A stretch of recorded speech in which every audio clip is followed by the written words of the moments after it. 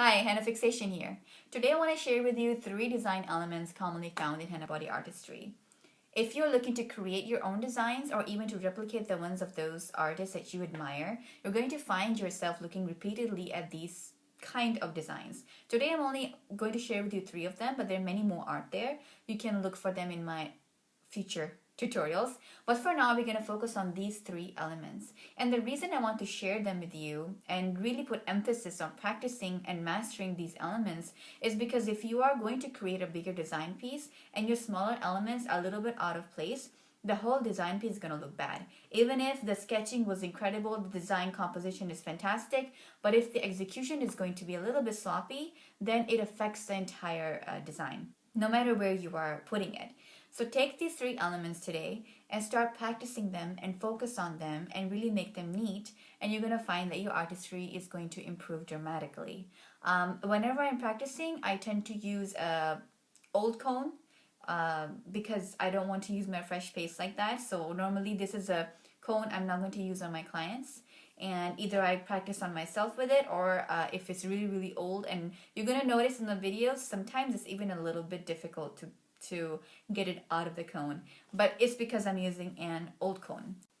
So grab your cone. If you don't have a cone, grab a pen. If you rather use something that is similar to a henna cone, what you can do is take an empty rolled cone and fill it up with lotion, and that really helps as well. It is I highly recommend practicing on skin. Skin is really good because the feel for drawing on the skin is way different than the feel for on the paper. But if you really are just doing drills and drills like the one I'm going to show you, then you can go ahead and do them on a piece of paper or any other place that you recommend.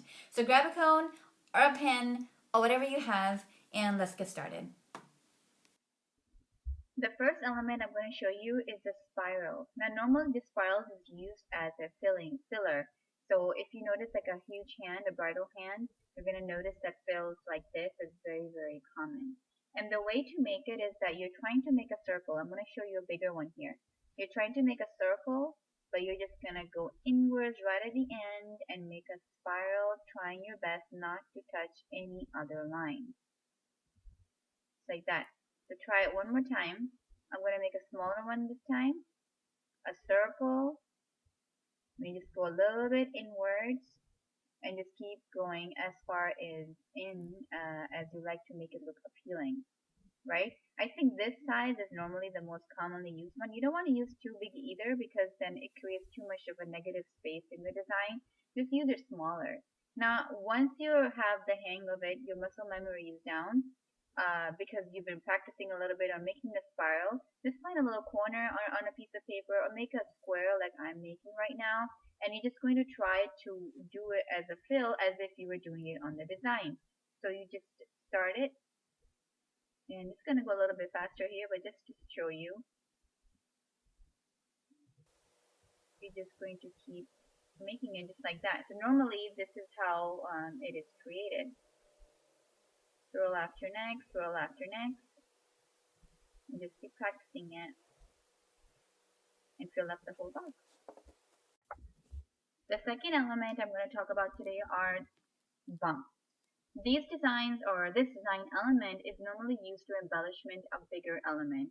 So it might be a line like this, or it might be a circle, and you can create it around. The way to do it is that you have a constant pressure. Of course, the cone is flowy and good, and you just keep moving your wrist or your hand while creating this up and down motion. It is important to remember that you want to make sure that the lines that are left and right to each other are the same. So there's no different variation. The top or the height of the bumps is also the same. It makes it really neat and clean looking. Many times people make them as like half circles. So, and I believe that if you make them longer, it makes them look more neat, crisp, and put together. So you can make them on lines like this, or you might be embellishing a circular or a round shape. In order to practice for that scenario, you can make a curve and then just do the same motion. Lines are the same, the height is the same, and afterwards it just becomes a rhythm and you just follow it along.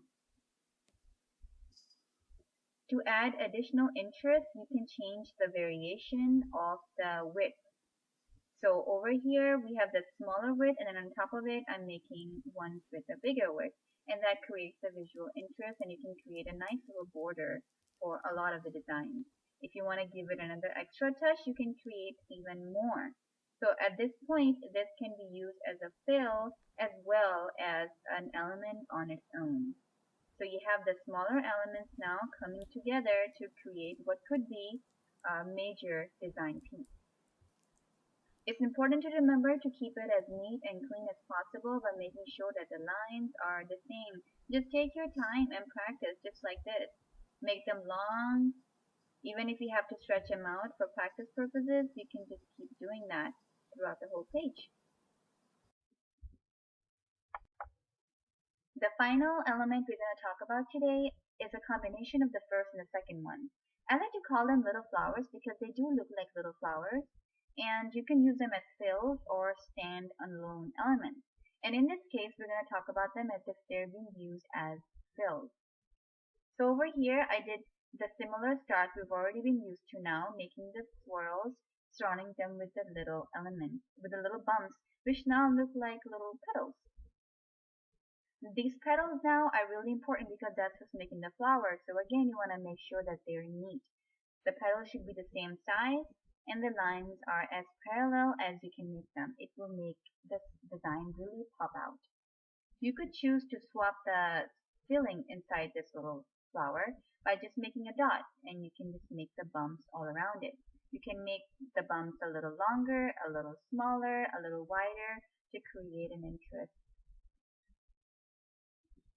Another way to do it is if you're looking for an interesting visual experience of negative space, then you can just create a hollowed out circle and then create the bumps all around it. Sometimes you need a little breather. Look at the design. If it's too dense, you can use that instead.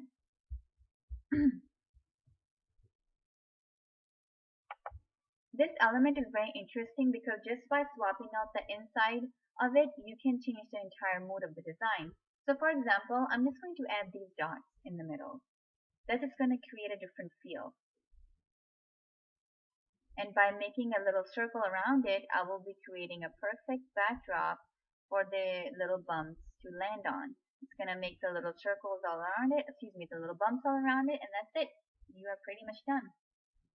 Now, as I mentioned before, we're going to use this element today in this tutorial as a fill. So take a large part, wherever it is. It could be on your arm, on your leg. It could be inside a square shape, inside a circle shape. Many people use it as a diamond shape fill, or just the options are really up to you. And the way you want to do it is you want to start off from a corner. Always try to find a corner to start off from. I find that it makes things a little bit easy to flow. And just put them right next to each other. I'm choosing to make a swirl right now. You could make a dot, make an empty space, whatever you like. And just keep on creating these little elements. So remember, you have to practice. In order to get better, you want to practice these elements. Now go ahead and try to Google some images of henna art and look for these elements inside, and you're going to find that you're already making lots of improvements. And if you have any questions, suggestions, or comments, just leave them below. I love to talk about anything henna. Okay? See you next time. Bye-bye.